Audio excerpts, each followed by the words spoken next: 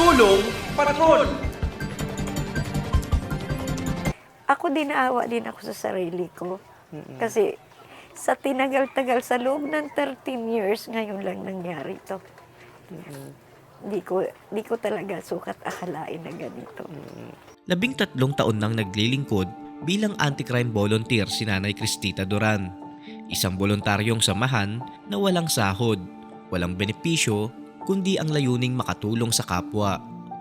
Pero sa tagal ng kanyang paglilingkod, ngayon lamang naranasan ni Nanay Cristita ang isang insidenteng hindi niya malilimutan.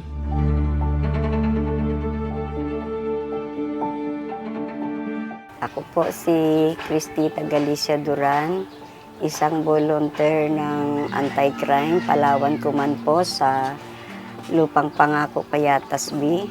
Ang nangyari po sa akin, may lumapit po na isang nanay na humihingi ng tulong sa amin.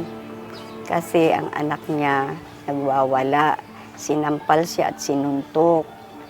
Pagpunta po namin sa bahay nila, nagwawala pa rin yung anak, kaya hindi namin siya nakausap. Inabol niya kami hanggang kalsada. Pagdating sa kalsada, pinapicturan ko siya. Nagalit siya doon sa picture sa kanya. Doon siya, nagaw niya yung cellphone, nakatakbo yung aking kasama. Ako ang kanyang binalingan, sinuntok niya ako. Walang babala, sinuntok si Nanay Cristita ng binatilyo na kinilala sa pangalang Arjan Carl Bunag, 28 anyos. Nagtamo ng mga pasa at matinding pamamaga sa mukha si Nanay Cristita dahil sa lakas ng pagkakasuntok. Agad namang rumusponde ang mga kapulisan at naaresto ang sospek. Sa awa ng Diyos naman dumating yung 2 pulis, nahuli siya. Hanggang pagtapos ng sa akin yung medical, ako, nakauwi na kami. Diretso kami ng 13 kasi nandoon na siya. Sabi nung barangay captain namin, dalhin na yan doon at huwag pauuwiin na. Doon na sa kulungan nga dinala siya. Hindi po kayo nag-try na ipa-drug test siya or nag-request? Sinabi po namin na pwede ba i-drug test yan kasi bakit ganyan. Ang sagot nung doon, hindi daw pwede i-drug test ng ganun kasi iba yung kaso na nagawa niya sa amin. Sino po nagsabi nun? Yung pulis doon sa 13. Hindi po nila din-drug test? Hindi po. Ano daw dahilan? Kasi iba daw ang kaso na na hindi daw sa Shabu ang huli sa kanya. Ganon? O Kasalukuyan ng nakakulong ang sospek at patuloy ang pagdinig ng kaso sa korte. Samantala, si Nanay Cristita ay patuloy na nagpapagaling. Kinakailangan niya ng CT scan at iba pang gamutan habang pansamantala siyang hindi makapaglilingkod.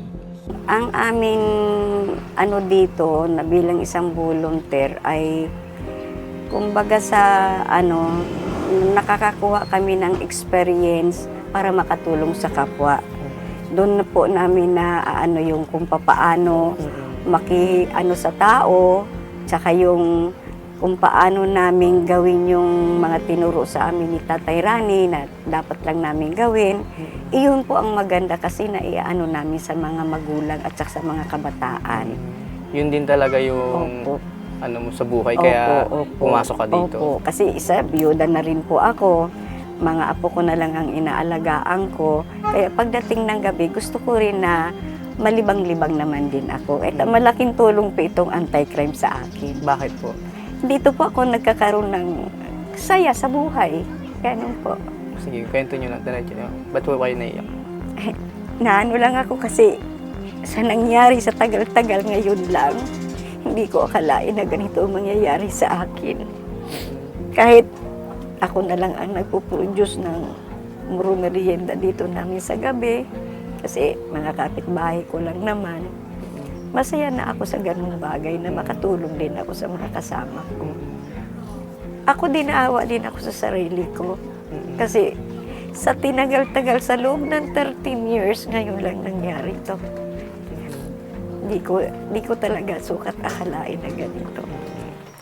Sa kabila ng sakit at takot na kanyang dinanas, may isang mahalagang aral na baon ngayon si Nanay Cristita. And sa aking mga kasama, bago tayo mag-rescue, titingnan talaga muna namin. Titingnan nyo talaga kung dapat nga ba tayong basta-bastang o kailangan din talaga may kasama kaming pulis. Yun po kasi puro wala kaming lalaki dito eh. Puro kami babae. Mayroon man kami isang lalaki, senior na rin. Hindi rin Upang maibsan ang kanilang pangangailangan, nagpaabot ng paunang tulong ang serbisyong bayan ni Tatay Rani.